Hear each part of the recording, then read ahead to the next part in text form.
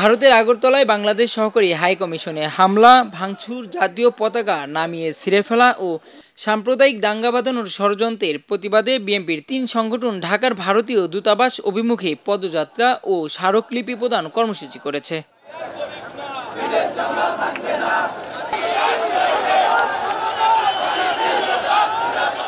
৮ December বেলা 11:30টায় নয়াপল্টনের দলটির কেন্দ্রীয় কার্যালয়ের সামনে থেকে এই কর্মসূচি শুরু হয়।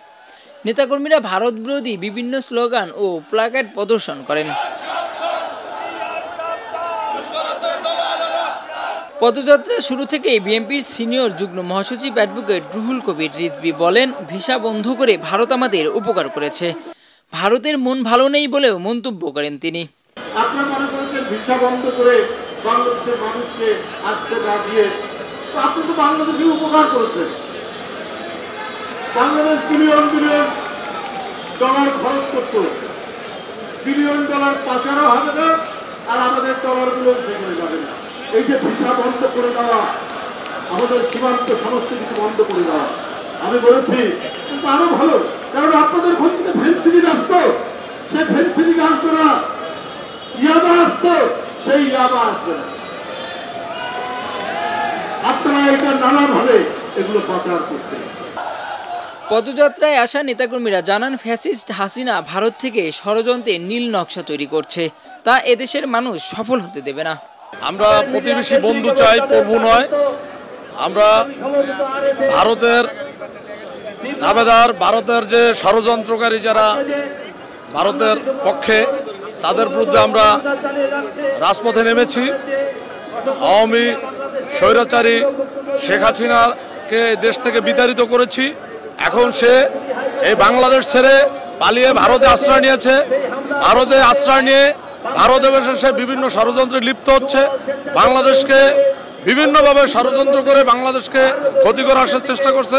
আমরা তাকে প্রতিহত করার জন্য আমরা রাজপথে নেমেছি। বিগত স্বৈরাচারী শেখ হাসিনার সময় থেকে ভারত আমাদেরকে একটা পাপেট স্টেটের মতো করে আমাদেরকে ট্রিট করেছে, এবং এখনও তার যে সেই পুরনো 24-এর যে ছাত্র জনতার গণ অভ্যুত্থানের পরে তার যে পুরনো স্বভাব, সেই স্বভাব তারা এখনও অব্যাহত রাখার চেষ্টা করছে। কিন্তু তারা ভুলে যাচ্ছে যে বাংলাদেশ এখন আর তাদের কোনো পাপড়ি স্টেট না। গত 16 বছর যাবৎ আমরা লড়াই সংগ্রাম করে ভারতের যে আধিপত্যবাদী, ভারতের দোসর এই ফ্যাসিস্ট খুনি হাসিনার পতনের লক্ষ্যে আমরা আন্দোলন করেছি, এবং খুনি ফ্যাসিস্ট হাসিনা আমাদের 16 বছরের লড়াই সংগ্রামের চূড়ান্ত পরিণতিতে ছাত্র জনতার অংশগ্রহণে যে গণ অভ্যুত্থান হয়েছে, সেই গণ অভ্যুত্থানের খুনি ফ্যাসিস্ট হাসিনা পালিয়ে যেতে বাধ্য হয়েছে।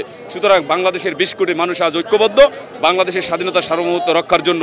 সেজন্য ভারতের কোনো ধরনের তাবেদারি বাংলাদেশে চলবে না, কোনো দাদাগিরি বাংলাদেশে চলবে না। ভারতীয় যে আগ্রাসন, সেটা বাংলাদেশের 20 কোটি মানুষ ঐক্যবদ্ধ হয়ে রুখে দেবে। পদযাত্রা শেষে ছাত্রদল, যুবদল ও স্বেচ্ছাসেবক দলের পক্ষ থেকে ভারতীয় হাই কমিশনে একটি স্মারকলিপি প্রদান করা হয়। যুবদলের সাধারণ সম্পাদক মোহাম্মদ নুরুল ইসলাম নয়ন স্মারকলিপি দেওয়ার পর জানান, প্রতিবেশী দেশ হিসেবে ভারতকে অস্বীকার করা যাবে না, তাই তিনি ভারতকে অবন্ধুসুলভ আচরণ থেকে বিরত থাকার দাবি জানান। ওখানে সম্পদ বিনষ্ট করেছে, ওখানে পতাকা পুড়িয়েছে, এইসব অবমাননার আমরা বিচার দাবি করছি। পাশাপাশি ভারতীয় যে একপেশে মিডিয়া বাংলাদেশে বাংলাদেশের জনগণের বিরুদ্ধে উস্কানিমূলক বক্তব্য দিচ্ছে, বিশেষ করে সাম্প্রদায়িক সম্প্রীতি বিনষ্ট করার জন্য তারা চেষ্টা করছে। এগুলো যাতে ভবিষ্যতে বন্ধ হয়, এরকম উস্কানিমূলক বক্তব্য যাতে আর না দেয়, এবং প্রতিবেশী হিসাবে ভারতকে আমরা অস্বীকার করতে পারবো না, কিন্তু অবন্ধুসুলভ আচরণ থেকে তারা যাতে বিরত থাকে, এটা আমরা বরাবরই বলে আসছি। রাকিব আলী, খবরের কাগজ, ঢাকা।